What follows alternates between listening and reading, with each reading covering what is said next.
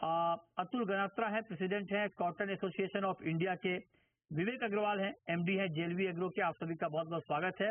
और चर्चा की शुरुआत दाल पर एक महत्वपूर्ण खबर के साथ। खबर यह है कि सरकार की दालों पर कुछ नई योजना है।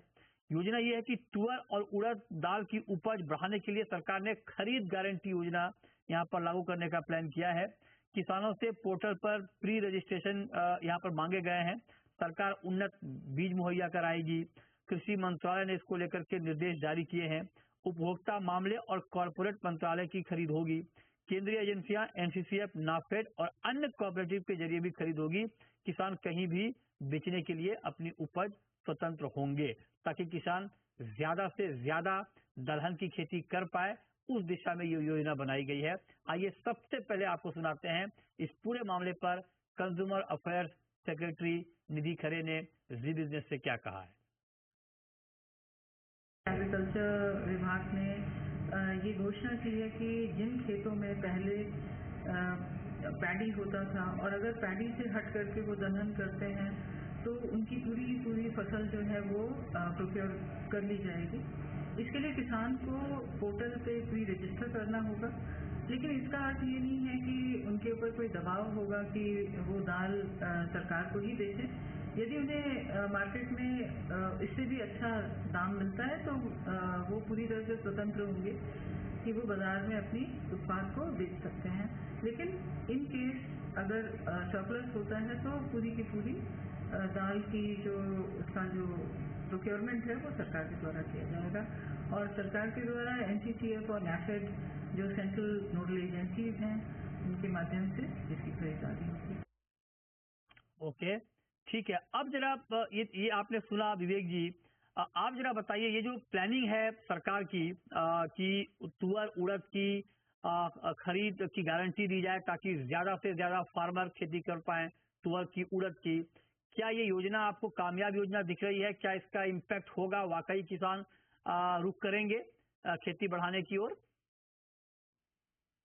जी बिल्कुल सही। आज से कुछ महीने पहले अमित शाह जी ने भारत के लिए एक आत्मनिर्भर भारत की घोषणा की थी, जिसमें दाल भी प्रमुख था। तो उसी योजना के तहत सरकार ने ये योजना चलाई है और खासकर यूपी, बिहार, झारखंड जहाँ पे सरकार कभी दाल डायरेक्टली प्रोक्योर नहीं करती थी, ये प्रोक्योरमेंट मार्केट में जो व्यापारी है वो करते थे।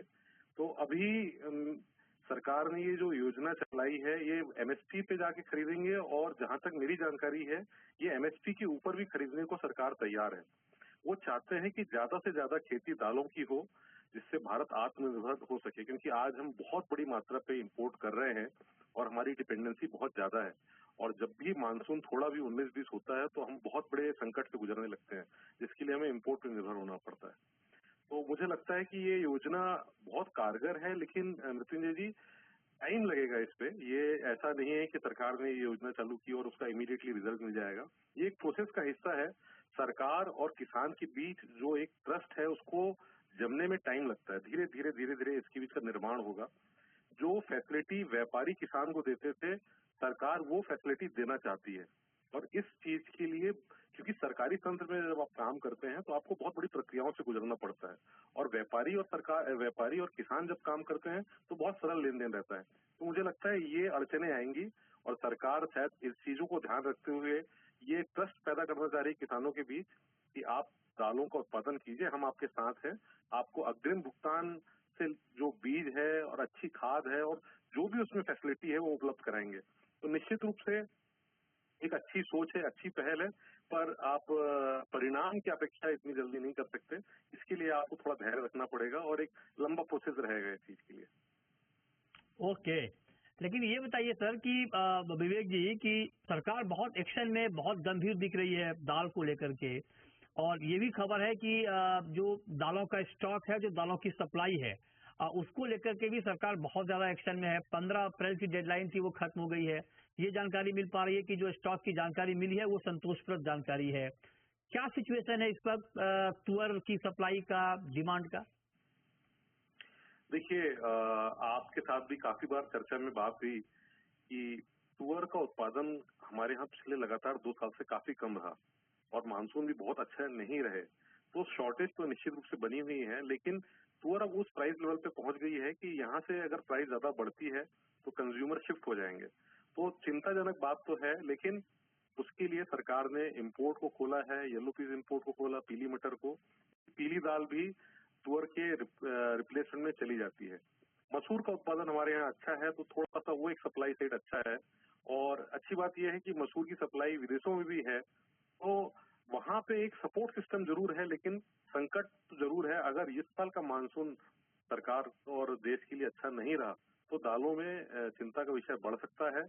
और मुझे ऐसा लगता है इसीलिए सरकार ने पहले से प्लानिंग की है और किसानों को विश्वास दिलाने की कोशिश की है कि आप दलहन का उत्पादन करें, हम आपको अच्छा उसका जो परचेस प्राइस है अच्छी देंगे, एमएसपी से ऊपर भी देने को सरकार तैयार है। देखिए, करंट में चैलेंजेस है। चने की भी जो क्रॉप जो सरकार ने अनुमान लगाया था, वो सरकार के अनुमान से कम की न्यूज आ रही है। अभी कहना बहुत जल्दबाजी होगा, लेकिन मार्केट में शॉर्टेज की स्थिति दिख रही है। इसीलिए येलो पीस के बड़ी क्वांटिटी इंपोर्ट होने के बावजूद प्राइस बहुत ज्यादा नहीं घटे हैं। इनफैक्ट चने के प्राइस थोड़े से बढ़े ही हैं। तो और ये जो सीजन है, ये ऑफ सीजन है। जब त्योहारी सीजन स्टार्ट होंगे तब मार्केट में थोड़ी और तेजी आ सकती है।